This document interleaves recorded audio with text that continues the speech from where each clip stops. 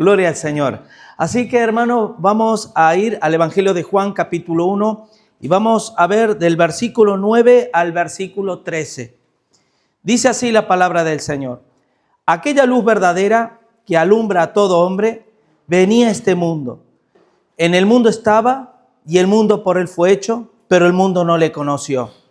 A los suyos vino y los suyos no le recibieron. Mas a todos los que le recibieron, a los que creen en su nombre, les dio potestad de ser hechos hijos de Dios, los cuales no son engendrados de sangre, ni de voluntad de carne, ni de voluntad de varón, sino de Dios. Amén. Aquí vamos a ver varias cositas interesantes y no menos profundas de todo lo que venimos viendo del Evangelio de Juan. Lo primero, hermano, vamos a hablar en el versículo 9 acerca de la iluminación. ¿Vale? Todos sabemos que Cristo dice que es la luz verdadera, dice el versículo 9, aquella luz verdadera. En eso se distingue Jesús de cualquier otra filosofía o razonamiento humano, que Jesús es el camino verdadero que lleva la vida eterna. Es la luz verdadera, es el Israel verdadero. Él es el auténtico, Él es la fuente. Pero el tema de la luz, la iluminación, hay mucho que decir con respecto a la iluminación. ¿Por qué? Porque en este mismo versículo dice, aquella luz verdadera que alumbra ¿a quién? A todo hombre. Y yo pregunto, ¿todos los hombres son iluminados por Cristo? Me da gracia, dice, no, por ahí. Sí. Todos los hombres sobre la faz de la tierra son iluminados por Jesús. Lo que vamos a ver son dos tipos de iluminación, la iluminación externa y la iluminación interna del corazón. Hay un llamamiento externo al arrepentimiento, pero hay un llamamiento a la salvación por medio de la gracia irresistible del llamamiento del Espíritu Santo a la salvación, que cuando eso el Espíritu Santo lo ocasiona, no hay quien se resista. Y lo cierto, hermano, es la importancia de tener en nuestras vidas la verdadera luz.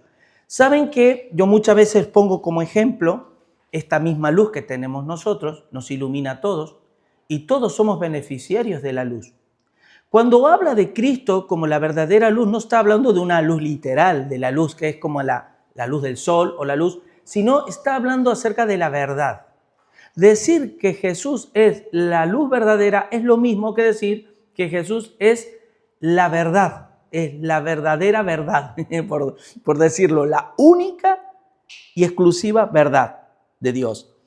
Y una de las cosas que esa luz debe y proporciona a una persona que ha recibido esa luz, y el sábado ayer, en el estudio bíblico, estábamos hablando, me encanta porque hablábamos de la inspiración, la revelación y la iluminación.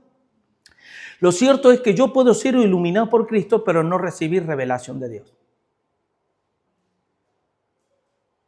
Porque todavía mi corazón, la actitud de mi corazón anda en tinieblas. Uno de los ejemplos es la parábola del sembrador. La semilla es un ejemplo, la palabra es un ejemplo de luz. ¿Y se acuerdan lo que dice? Que vamos a parafrasearlo. La palabra de Dios es la semilla que fue sembrada en diferentes tierras. Una cayó entre espinos, otra al costado del camino, otra entre piedras y otra en buena tierra. Pero aunque la luz era la misma, o sea, la palabra, el efecto no fue el mismo en todos. Y lo cierto es que hay mucho que hablar. No, yo voy a intentar ir avanzando rápido porque me encanta detenerme en los detalles, pero a veces el tiempo, como que Dios me dice, deja los detalles para el viernes de Koinonía y avanza, venga, avanza, ¿no? Pero lo cierto es que aún en este mundo que nosotros vivimos, les voy a poner ejemplo de lo que significa recibir la luz del Evangelio y llevar fruto por ellos, porque hay frutos, hay un fruto en nuestras vidas que hace que evidencia de que la luz penetró hasta lo más profundo del corazón. Yo voy a hacer unas preguntas que no es para responderlas ahora, pero va a ser para que no respondamos, sino las tratemos. Y a mí me gustaría que cuando las haga, que prestes atención, que lo apuntes, porque tiene su grado de profundidad. Y cuando veamos el estudio de soteriología, yo los voy a poner en un cuestionamiento filosófico, bíblico, espiritual, en el cual yo quiero que ustedes estudien, vean, a ver qué Dios os dice con respecto a esto. ¿Por qué? Porque la luz, hermanos, tiene una connotación y es de que como tiene que ver con la palabra de Dios es lumbrera nuestros caminos, ¿no? ¿Con qué alumbrará el joven su camino? Con guardar su palabra. Y la palabra dice en Hebreos 4:12 que la palabra es como espada de dos filos que penetra y discierne. ¿Qué discierne? Dos cosas: los pensamientos y las intenciones del corazón. Amén. Pregunto, dice la palabra, muchos son llamados, mas pocos los escogidos. Pero luego sabemos que a los que Dios llama, salva. ¿O no? En uno de los puntos de la soteriología, de los 5 puntos del calvinismo, habla eso, de la gracia irresistible, que es un llamamiento interno, espiritual, puramente espiritual, que cuando Dios se dispone a hacerlo es porque Él sabe lo que hace. Él nos llama fortuitamente a ver si me va a escuchar o no me va a escuchar. Cuando a Mateo Jesús le dijo, ¿qué le dijo Mateo? Tú ven y sígueme. Mateo no dijo, bueno, ay, ¿quién eres tú? ¿Y para qué me llamas? No. ¿Qué hizo? Le siguió. Y eso en las cuestiones externas. Pero también dice que muchos son llamados y pocos los escogidos. ¿Qué quiere decir? Que a través de la luz del Evangelio, las personas son llamadas al arrepentimiento. ¿Vale? ¿Qué quiere decir eso? Que esa luz, estamos hablando de la luz, lo primero que impacta en una persona es el mensaje del Evangelio. Es decir, nosotros hablamos de que hemos sido escogidos por Dios desde antes de la fundación del mundo, por lo cual hemos sido predestinados por Dios para la salvación. Pero ahora yo les voy a hacer un poquito abogado del diablo. Y les voy a poner un cuestionamiento para que tomen nota, porque de esto vamos a tratar el tema, ¿vale? Con respecto, porque esto tiene que ver con la luz.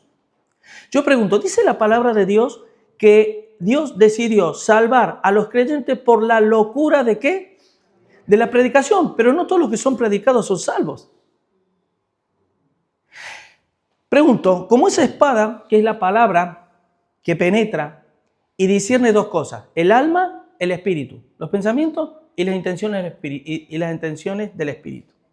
¿No será que a través de la locura de la predicación, lo que la palabra efectúa, y quiero que presten atención en esto, es lo que primero que hace es correr el velo, primero en nuestra mente? Es decir, la palabra, cuando nosotros oímos por primera vez el Evangelio, ese es el primer llamamiento que Dios hace. El primer llamamiento al arrepentimiento. ¿Puede calar o no puede calar? ¿Cuándo cala a lo más profundo? Cuando no solo discierne los pensamientos, sino las intenciones del corazón, porque con el corazón se cree para justicia. Aquí viene la cuestión, y aquí viene la pregunta para que ustedes la estudien, la analicen y demás. Decimos que hemos sido predestinados por Dios. Quizás, y ojo, cuiden que estoy haciendo el abogado del diablo, ¿vale? Y les voy a forzar para que ustedes estudien y piensen. ¿No será que quien Dios predestinó fue a su Hijo Jesús? Y que fue inmolado desde antes de la fundación del mundo, pero manifestado en los tiempos postreros para nuestra salvación. ¿Será que si nosotros hemos sido inmolados, hemos sido participantes de ese sacrificio desde la fundación del mundo, será que nosotros también somos sempiternos igual que Dios, que ya estábamos en la misma presencia de Jesús desde la fundación del mundo? ¿O será que Jesús, quien predestinó, Dios fue a su Hijo Jesús? Él los predestinó. Y en ese tren del tiempo, cuando la palabra impacta en el primer llamamiento, que es el arrepentimiento, y cala como la espada de dos filos hasta discernir los pensamientos y las intenciones del corazón, entonces participamos de esa predestinación en los tiempos presentes. ¿O es que ya nosotros, sin haber sido creados, ya Dios nos subió al tren? Los dejo ahí, ¿vale? No voy aquí, vamos a seguir. Ahora vamos a cambiar un poquito de tema, luego vamos a volver a esto, vamos a seguir, pero es para que, porque hermanos, ¿saben por qué? Porque si somos calvinistas de 5 puntos, vamos a creer que nosotros somos salvos individualmente, no un linaje escogido, sino personas escogidas individualmente desde antes de la fundación del mundo y que ya estábamos en la presencia de Dios en Cristo sin antes haber hecho ninguna o confesión de fe, ¿vale? Entonces ya Dios nos predestinó. O quien fue predestinado fue Cristo. Y que nosotros en este tiempo presente, por la cual fue manifestado, y que gracias también a Abraham creyó y le fue contado por justicia, porque ya el Espíritu de Cristo estaba en ellos. Ese tren del tiempo. Pero bueno, otra cosa, hermano. Por ejemplo, vamos a hablar varias cosas de la luz. Uy, y estos, hermanos, son los primeros, porque luego tenemos que seguir hablando de más cosas. Pero voy a ir rápido, ¿vale? 2 Corintios 6:14 dice que no nos unamos a yugo desigual. ¿Por qué? Porque ¿qué comunión tiene la luz con las tinieblas? Hermanos, miren, nosotros, cuando la luz verdadera no solo brilló, impactó en los pensamientos, sino que penetró hasta el espíritu, en las intenciones del corazón, solo ahí pasamos a ser luminares de este mundo. Cuidado con esto, hermano. Porque posiblemente nos estamos engañando a nosotros mismos, quizás, de creer que estamos o que somos, pero no somos. Porque la primera luz, ¿dónde brilla? En la mente. ¿Vale? Pero es algo espiritual, es un acto espiritual. Es como que la predicación del evangelio lo que hace es correr el velo. Correr el velo del alma, no del espíritu. Pero esa misma palabra, automáticamente, según cómo es el corazón, como la parábola del sembrador, cuando la semilla cayó en buena tierra, ¿qué pasó? Oyó, dice, entendió y dio fruto. Entonces, cuando la palabra, la luz, llega hasta lo más profundo, entonces nosotros nos convertimos en luminares. Por eso muchas veces uno dice, ¿cómo puede ser que este cristiano no dé buen testimonio? O la luz, valga esa expresión, brille por su ausencia, ¿no? ¿Cómo puede ser? ¿Cómo puede ser que le cueste congregarse, le cueste entender que tiene que estar con la iglesia, le cueste orar, le cueste estudiar? ¿Cómo puede ser? ¿Será que solamente la espada, la luz, le ha llegado hasta el alma y no hasta el espíritu? Por eso, hermanos, tenemos que creer con el corazón, porque con el corazón se cree para justicia. Ahora vamos a hablar de otra cosa de la luz. Porque de la luz se puede hablar de muchas cosas. Otra de las cosas es, hermanos, les voy a decir una cosa. Ahora ya no voy a hablar en términos personales, sino en términos colectivos. Saben que y bueno, también personal, porque es así, eso es un principio espiritual. ¿Saben ustedes, hermanos, que cuando el pueblo de Israel, en los tiempos del Antiguo Testamento, era un pueblo que brillaba? Tenía sus defectos, se rebelaban contra Dios, pero había momentos en la historia que brillaba como ningún otro pueblo sobre la tierra. Y quiero que vayan conmigo a Éxodo, porque vamos a leer una historia, un relato, porque este relato que vamos a leer ahora es exactamente igual en cómo el diablo se ha ido desenvolviendo y ejecutando sus obras a lo largo de todos los siglos, exactamente como los días de hoy, los días presentes. Miren, Éxodo 1, del 7 al 14 vamos a leer. Sí.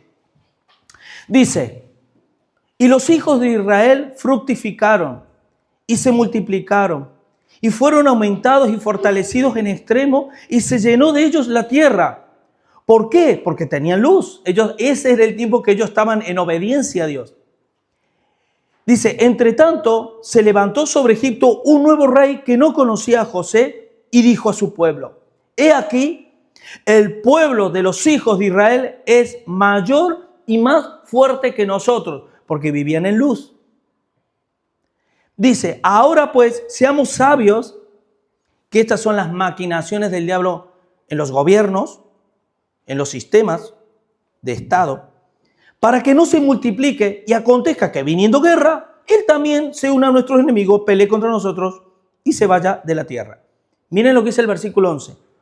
Entonces pusieron sobre ellos comisarios de tributos, o sea, impuestos, que los molestasen con sus cargas. Y edificaron para Faraón las ciudades de almacenaje, Pitón y Ramasés. Les digo una cosa, ¿qué pasó en la Alemania de Hitler? Pasó lo mismo, exactamente lo mismo. El pueblo judío, pueblo brillante. Miren, y esto rápidamente voy a decir una cosa. Nosotros estuvimos cuando veíamos Romanos, decíamos la diferencia entre el Estado de Israel, ¿vale? Y el pueblo de Israel. Yo les quiero decir una cosa. Este Estado sionista de Israel, que como Estado, como nación, siguen en desobediencia a Dios, porque hacen cosas que van más con el diablo que con Dios. A pesar de todo eso, sigue siendo ese pueblo, la cual Dios tiene un remanente, pero como nación Dios quiere que siga existiendo, y de esa nación será el reloj profético de los tiempos y demás. ¿Qué quiero decir con esto? Y escuchen bien, para que no nos confundan, el diablo no nos confunda. Porque hay dos posturas acerca del Estado de Israel. Y tengo que decir esto para que explicar bien este texto. Porque hoy decimos, no, es el Estado sionista diabólico que adoran a Baphomet, adoran a Astarot, ¿vale? La estrella de Astarot, etc. Y son diabólicos porque ahí está la francmasonería, los cabalistas, y son gente que no tiene nada que ver con la Biblia. Pero dentro de esa nación está el pueblo escogido de Dios. Ahora yo les hago una pregunta. Quiero que me digan con sinceridad, con la mano en el corazón, si nosotros podemos tener toda la autoridad para decir que el pueblo evangélico es un pueblo modélico. Yo les voy a decir una cosa, como pueblo que nos autopercibimos cristianos, deja mucho que decir, pero muchísimo que decir sobre lo más mínimo de la verdad del Evangelio. Fraudulencia, herejías a no poder más, adoran a Satanás de la misma forma. ¿Ustedes sabían que gran parte de la iglesia evangélica, muchos de ellos son masones de liderazgo y jesuitas?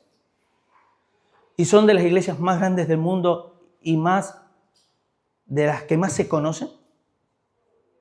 ¿Sabían que el sistema del diezmo es utilizado de manera diabólica para robarle en impuestos al pueblo y robarles al pueblo de Dios? ¿Y sabían que el pueblo de Dios asiente a esas cosas por la ignorancia que en ellos hay? Pregunto, ¿somos distintos a Israel? Digo como colectivo. Yo les digo, no. Ahora, otra pregunta, ¿somos el pueblo de Dios? Sí, porque dentro de todo esto hay un remanente fiel. Porque no todos los evangélicos son cristianos. Pero dentro de esa colectividad hay cristianos. Y no pocos, muchos. Dicho esto, en la época de Faraón, de Egipto, cuando veían que Israel, el pueblo de Dios, era prosperado, era bendecido, ¿por qué era? Quiero que vayan conmigo a Daniel 1:4. Daniel 1:4. Dice, esto es bajo el imperio babilónico. Y aquí es un botón de muestra de la luz que tenía el pueblo judío cuando vivía en obediencia a Dios.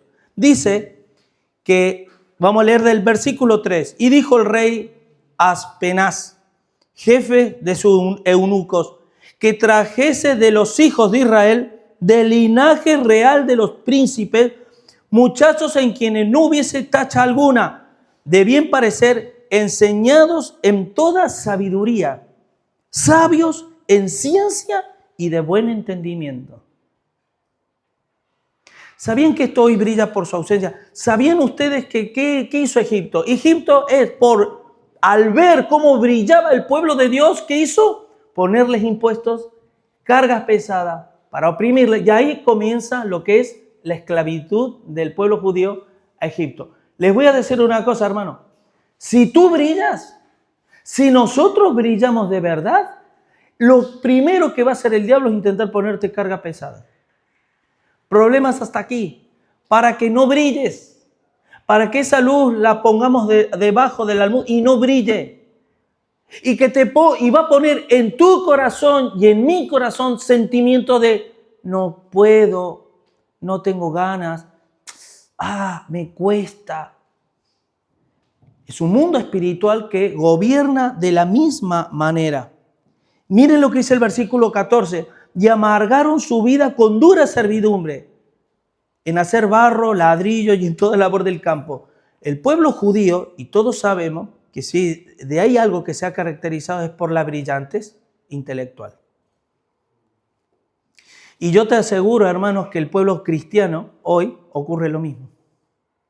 Hay dentro del pueblo cristiano mentes brillantes, y no estoy hablando de manera terrenal, estoy hablando de inteligencia espiritual, brillante, que tendrían que estar, en lugar de hacer ladrillos para la construcción de los egipcios, tienen que estar construyendo lo que es el edificio espiritual de la iglesia con su servicio y con los dones que Dios le ha dado. Y todo esto tiene que ver con la luz. Lo sorprendente de todo, hermanos, que hoy cuando miramos el mundo físico emplea exactamente lo mismo. Hay cristianos que abogan por el Estado presente. La intervención del Estado en toda la manera de vivir del pueblo. En donde tú ya no eres libre. Porque ¿qué sinónimo hay de luz? ¿Qué? ¿Un sinónimo de la luz? ¿Cuál es? Libertad. La libertad, hermano, es lo más grande que tenemos los seres humanos y es el don más grande que Dios nos ha dado, la libertad. Libertad de movimiento, libertad de propiedad, libertad de accionar, libertad de pensar, libertad, hermano, intelectual. Hay gente que doctrinalmente no puede ir más allá porque carecen de luz. La luz, hermano, yo puedo estar leyendo la luz del Evangelio y no iluminarme como debería iluminarme.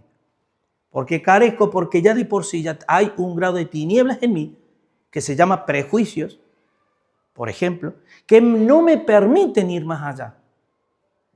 Pero tarde o temprano llevamos esos frutos en la vida. Así que, hermanos, en unos, la iluminación de Cristo produce, como decía al principio, revelación. Hermano, el hombre sin revelación perece. El hombre sin conocimiento perece. Y si nos damos cuenta, el grado de ignorancia en general que existe en todas partes, dentro y fuera, es abismal y abruma. Y luego no podemos nosotros llevarnos la mano a la cabeza de por qué el diablo hace lo que le da la gana. Porque hay tinieblas en nosotros que todavía no han sido disipadas. Como decíamos, hermanos, miren, vayamos a Mateo 13. Fíjense cómo, aquí vamos a hablar con respecto a la luz, cómo actúa Jesús. Pregunto, ¿Jesús sondea nuestros corazones? No digo solo el nuestro, la de todas las personas. Sabe lo que hay en las intenciones del corazón. Pero miren lo que dice Mateo 13 del 10 al 17. Entonces, acercándose los discípulos le dijeron, ¿por qué les hablas por parábolas? ¿Tú sabes lo que es una parábola? En definitiva, parábola es hablar por claves. ¿No?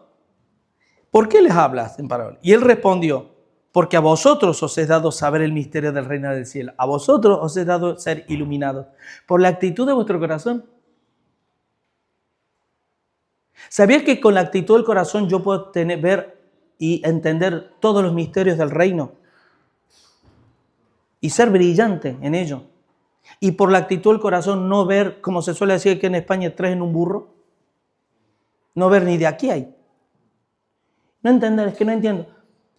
Hermano, tienes que... No seas legalista.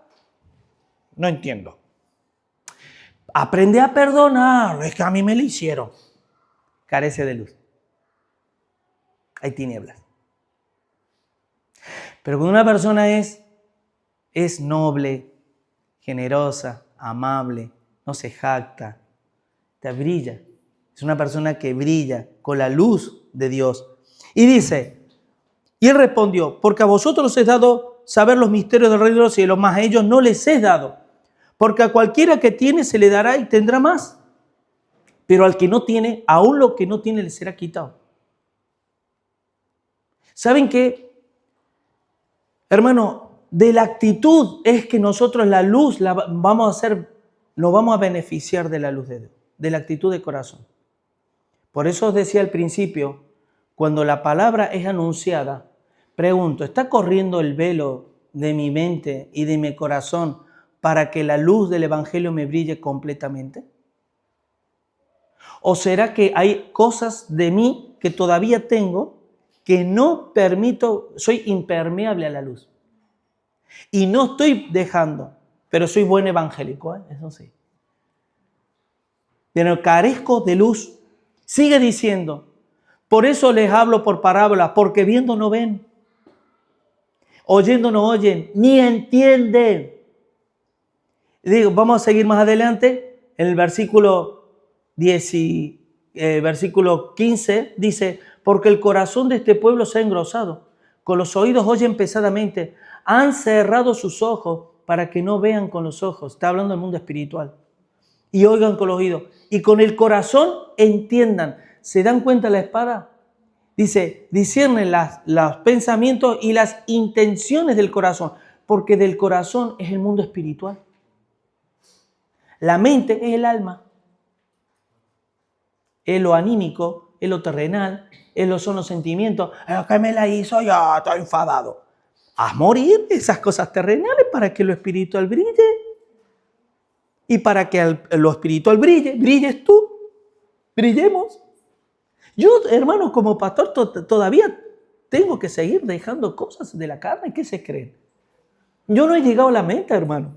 Y tenemos que seguir. Es una carrera que no para nunca. Es una maratón. Yo me tomo un descanso. Yo no le digo, Señor, este mes me lo tomo descanso, ahora voy a pecar, voy a mentir, para relajarme un poquito. ¿Vale? No, el no pecar es deleite. El agradar a Dios es un deleite. No es un esfuerzo. Si te parece un esfuerzo, entonces necesitamos que el Evangelio cale en lo más profundo del corazón para poder brillar. Así que, versículo 16, pero bienaventurados vuestros ojos. Bienaventurados vuestros ojos, porque ven, y vuestros oídos porque oyen, porque de cierto digo que muchos profetas y justos desearon ver lo que veis y no lo vieron, y oír lo que oí y no lo oyeron. Hermanos, de la actitud del corazón mana la vida. Y quiero que vayan conmigo ahora a Filipenses 2:15. Miren lo que dice. Para que seáis irreprensibles y sencillos, hijos de Dios sin mancha, en medio de una generación maligna y perversa. Aquí no está hablando de sistemas, Aquí está hablando de la generación, de la gente. Generación maligna y perversa, en medio de la cual resplandecéis como luminares en el mundo. Podemos hacer una cátedra de lo que es la luz de Jesús como la verdadera luz. ¿Y para qué? ¿De qué me sirve? Si lo que yo tengo que aprender de la luz del Evangelio es que yo tengo que parecerme a Jesús. Y para yo parecerme a Jesús, ¿por qué Dios se perfecciona en la debilidad? Porque la debilidad mía es cuando yo reconozco mis errores. Y cuando yo le digo, Señor, tienes razón. Soy terco, soy cabezón, soy R y llevo años con estas cuestiones. Así que, hermano, pasamos al versículo 10. La luz, hermano, podemos ser iluminados por Jesús, pero no recibir revelación, no tener revelación de Dios.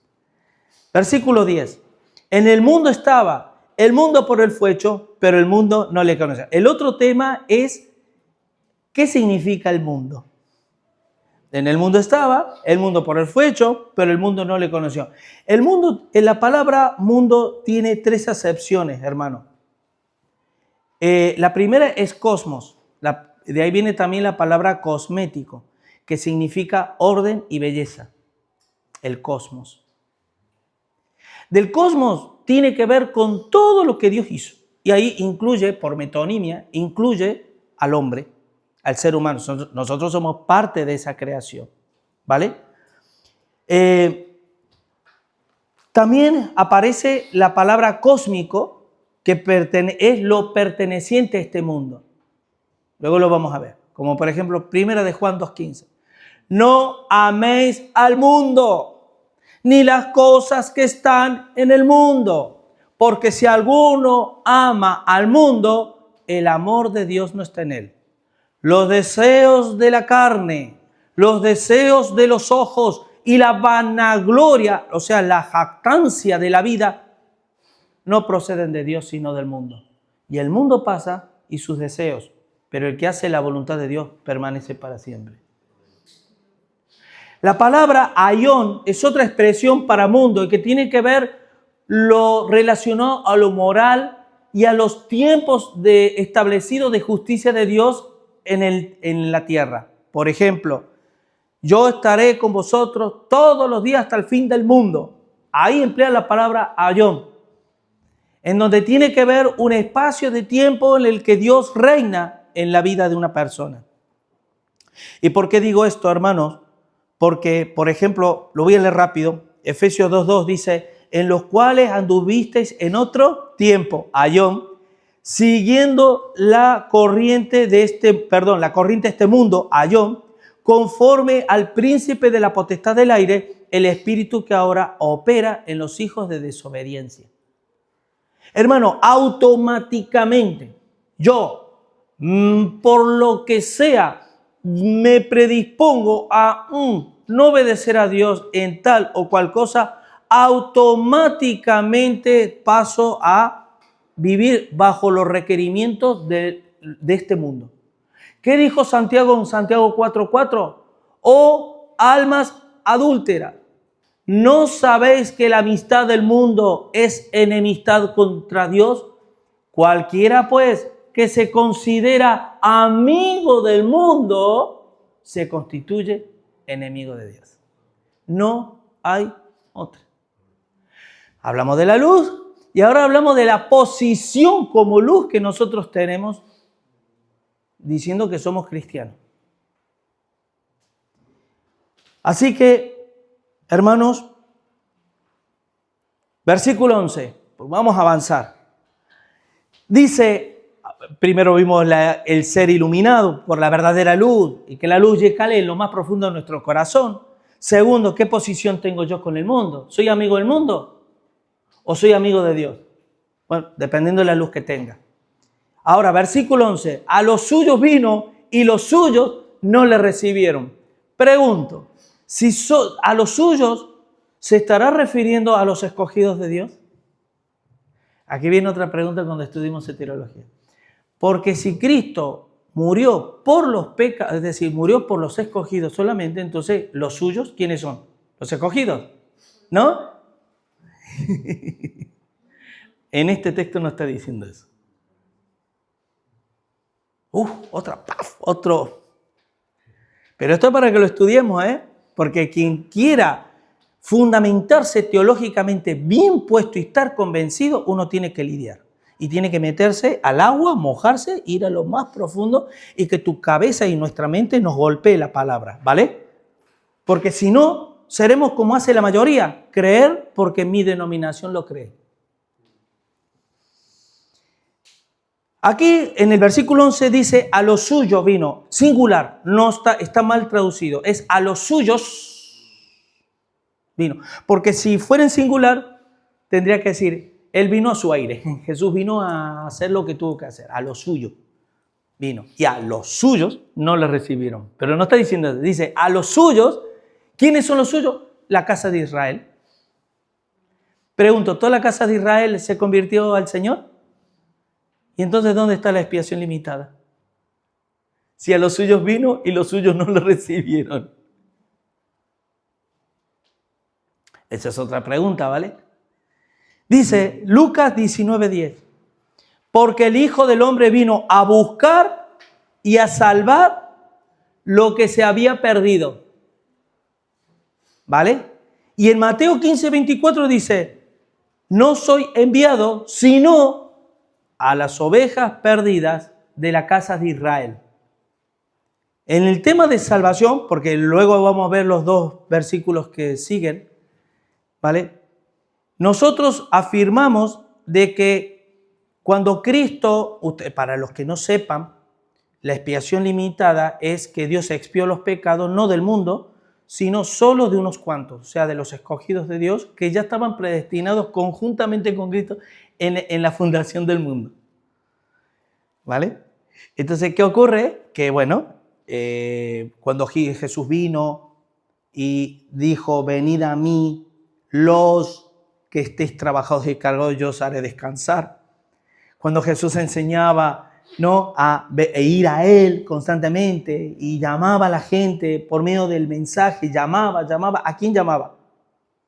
Esto lo vamos a ver, ¿vale? Pero en los suyos tiene que ver el Pentecostés, samaritanos y gentiles. ¿Se acuerdan en Pentecostés qué pasó?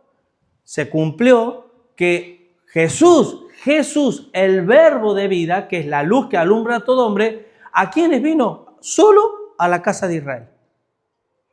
No vino al mundo entero, que esa es la confusión muchas veces. Vino a la casa de Israel. ¿Salvó a la casa de Israel? No. Salvó a aquellos que, ¿qué pasó en Hechos 2:37? Se compungieron de corazón y dijeron a Pedro, ¿y ahora qué haremos? ¿Qué le dijo Pedro? Arrepentíos y bautícese cada uno en el nombre del Señor Jesús y recibiréis el don del Espíritu Santo, porque para vosotros es la promesa, para vuestros hijos y para cuanto el Señor llamare. Llamare por medio de la predicación del Evangelio o llamare por la gracia irresistible. Eso también lo vamos a ver más, porque no es tema ahora de tratar, ¿vale? Así que, hermanos, por ejemplo, en Romanos 1:20, que lo voy a leer rápidamente, dice, porque las cosas invisibles de Él, su eterno poder y deidad, se hacen claramente visibles de la creación del mundo, siendo entendidas por medio de las cosas hechas, de modo que no tienen excusa. O sea, ahí está hablando Dios la revelación a través de ese cosmos al pueblo. Y la verdad, hermanos, que cuando Jesús aparece, esa luz verdadera aparece, el sistema religioso montado por los hombres no les sirvió para nada para reconocer a Jesús. Pregunto, ¿el esfuerzo personal nuestro nos sirve para algo? El esfuerzo personal nuestro para poder entender a Dios de manera espiritual, para el punto de que esa espiritualidad a mí sea el motor o la gasolina que a mí me lleve a hacer cosas que por de otras formas no la podría hacer? Pues no. Yo lo que necesito y necesitamos es que la luz penetre hasta lo más profundo de mi corazón y haga esa dicotomía dentro de mí y me redarguya. Versículo 12. Mas a todos los que le recibieron, dice, vino a los suyos. No todos los suyos le recibieron. Mas a los que le recibieron, los que creen en su nombre, les dio potestad de ser hechos hijos de Dios. Aquí entramos ya también en una cuestión de soteriología. ¿Por qué, hermanos? Porque dice, a todos los que le recibieron. Vamos a detenernos aquí un poquito. Porque Jesús se presentó para todos. Pero ¿quiénes son los que le recibieron? Vamos a hablar un poquito de aspecto teológico. ¿Será que los que le recibieron a Jesús fue lo que a través del mensaje del Evangelio logró penetrar el velo de la mente y el velo del espíritu? Es decir, para yo, y escuchen esto y presten atención, que esto es una cosa que, esto que voy a decir lo pongo sobre la mesa, para que lo analicemos. Porque si a mí Dios me salva por un simple decreto de Él y condena por un simple decreto de Él, cuando en el día del juicio, hermano, no habrá culpables. Sencillamente no habrá culpables. Sencillamente la salvación es un decreto de Dios. Cuando es decreto de Dios, es como una promulgación. El Estado promulga una ley, tal, se acabó. El que la cumpla bien, si no también. Da igual. Es que yo levanto la mano, no, porque yo quiero, no, es que no hay opinión ninguna, hermano. Tú fuiste condenado y se acabó. Ahora pregunto, ¿no será que yo estoy ciego porque estoy muerto bajo los delitos y pecados y soy hijo de ira? Les hago una pregunta. Nosotros los cristianos que somos predestinados desde antes de la fundación del mundo, ¿éramos hijos de ira como los demás?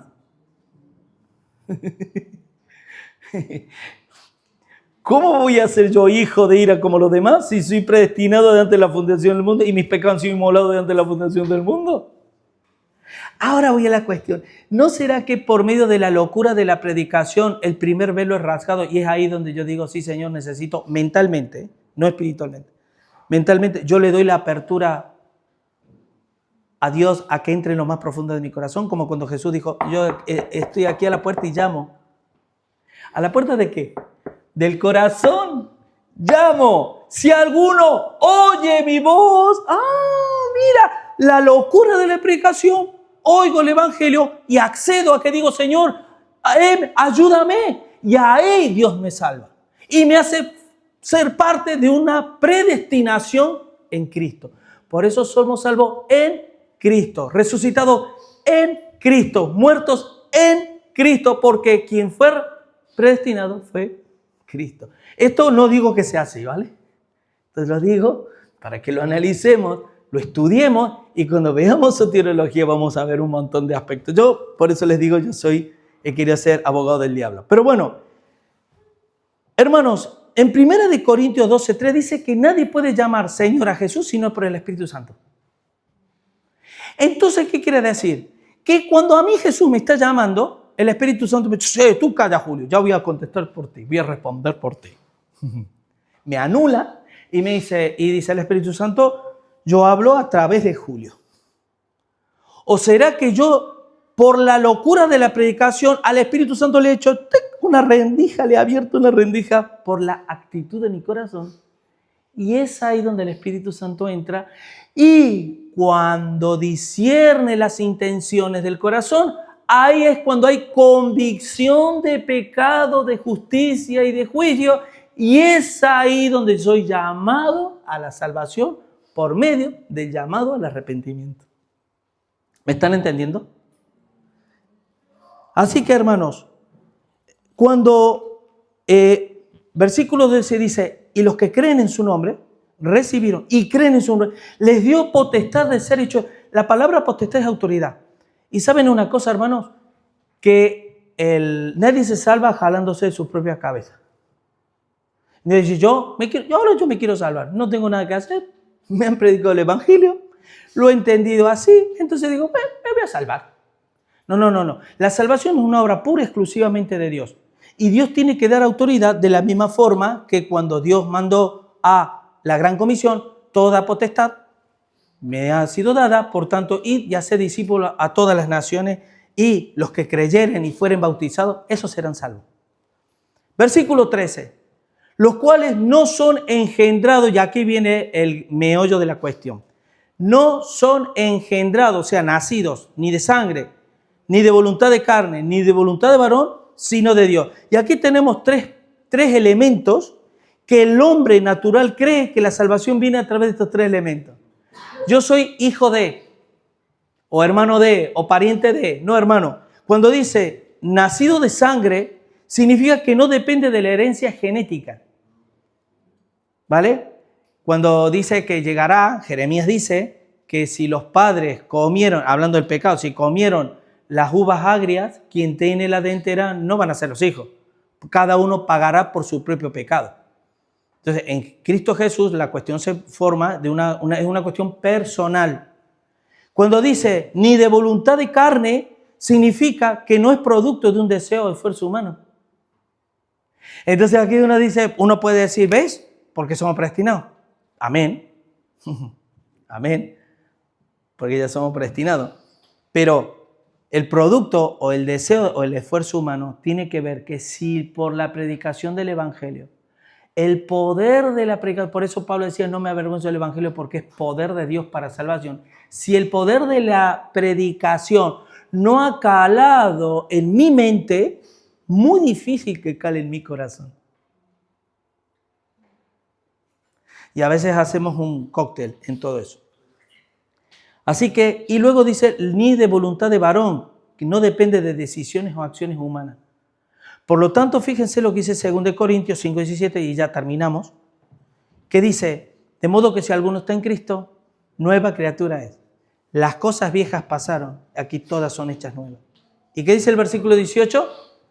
Y todo esto proviene de Dios, quien nos reconcilió consigo mismo por Cristo y nos dio el ministerio de la reconciliación. Es decir, la predicación del Evangelio que llega a una vida es decisión de Dios. Que el Evangelio, la locura de la predicación, cale en la mente de una persona y le quite ese velo que tiene en la mente, es voluntad de Dios. Y que la palabra llegue como espada de dos filos y discierna las intenciones del corazón, es voluntad de Dios. Que esa persona sea engendrada, porque el versículo termina diciendo, sino de Dios. No es ni de este ni del otro, sino de Dios. Es voluntad de Dios, hermano. Así que, hermanos, este versículo subraya la doctrina del nuevo nacimiento en Cristo, que es una obra exclusivamente divina. Por lo tanto, por eso debemos darle gracias a Dios. Amén. 1, la iluminación. Cristo, la verdadera luz.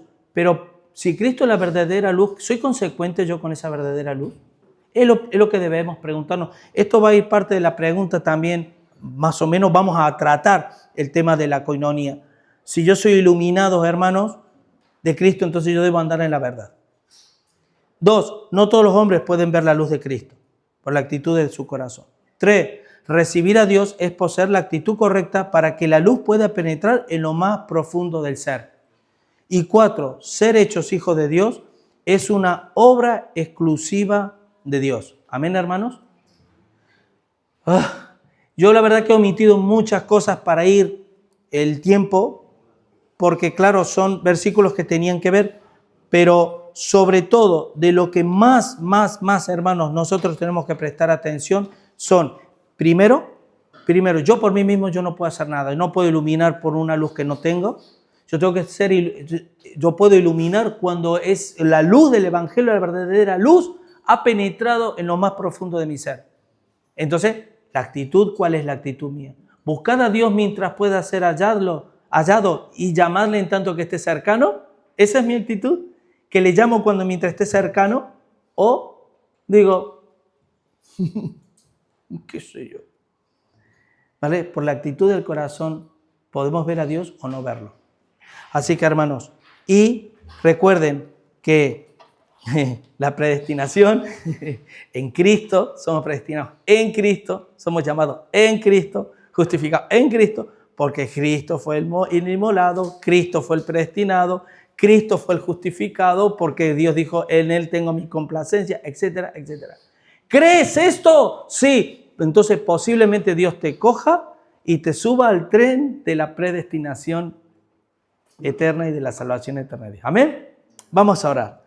Señor Padre Santo, queremos darte gracias, Padre, porque tu palabra, Dios mío, la verdad que es profunda y a veces es complicado, Señor, tratar tantas cosas en tan poco tiempo, pero así todo, Dios mío, quiero darte gracias porque tú nos hablas a nuestros corazones, Señor. Espero que tu palabra haga en nuestro corazón lo que tú quieras que haga, Señor, en nuestras vidas. Que nos redarguya, que nos reprenda, que nos exhorte, Señor, para ser hombres que lleven fruto, Señor, hacia ti y seamos luminares en este mundo. Gracias por esa luz verdadera que alumbra a todo hombre y que a nosotros en realidad nos ha alumbrado hasta lo más profundo de nuestro ser, Señor. Gracias te damos por todo en el nombre de Jesús. Amén y amén. Que Dios les bendiga, hermanos.